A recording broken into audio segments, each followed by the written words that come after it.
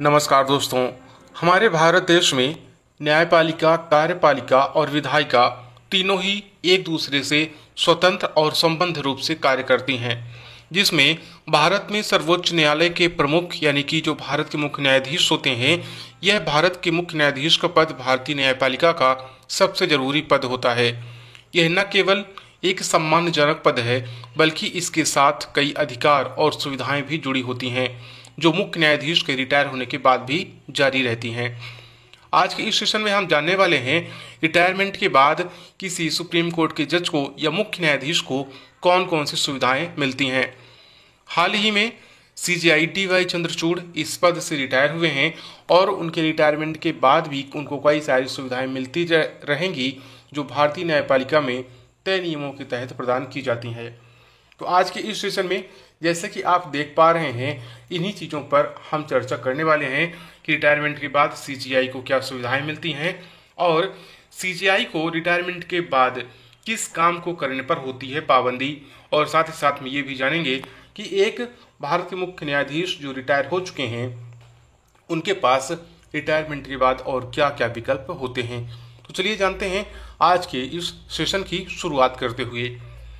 सबसे पहले हम बात करते हैं भारत देश के पूर्व मुख्य न्यायाधीश सीजेआई चंद्रचूड़ को, जिसे हम धनंजय यशवंत चंद्रचूड़ के नाम से भी जानते हैं। आपको बता दें कि सीजेआई DY चंद्रचूड़ हाल ही में इस पद से रिटायर हुए हैं। इनका कार्यकाल 9 नवंबर 2022 को शुरू हुआ था और 70 वर्ष की आयु में 10 नवंबर को ये रिटायर हो चुके हैं।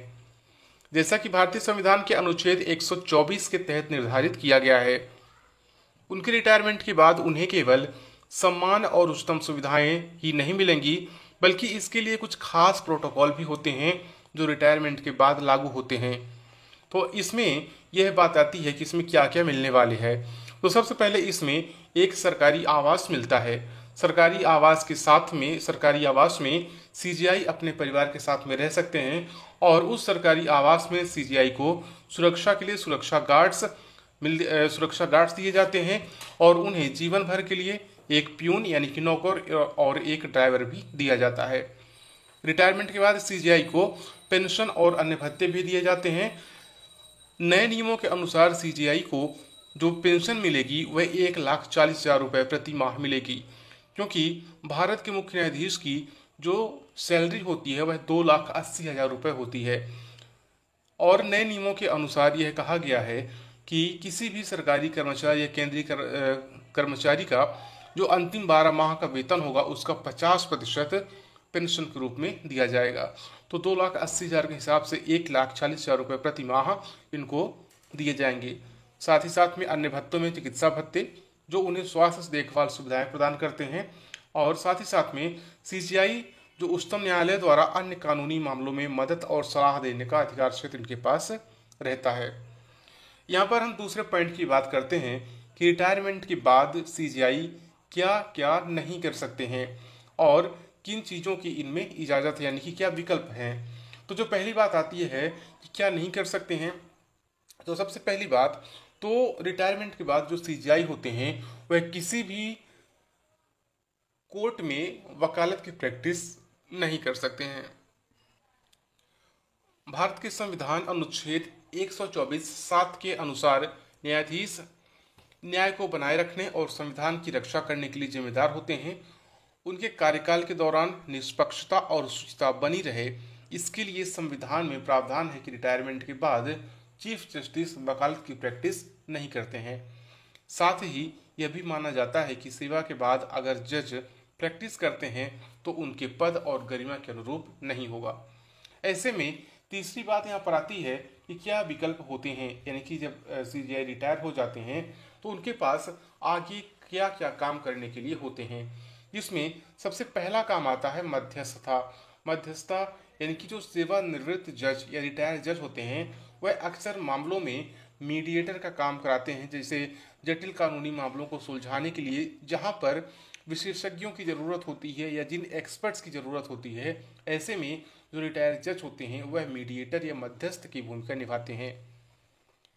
और यह जो भूमिका होती है यह मध्यस्थता और सुलह अधिनियम 1996 सेवानिवृत्त न्यायाधीशों को मध्यस्थ के रूप में सेवा करने की अनुमति देता है।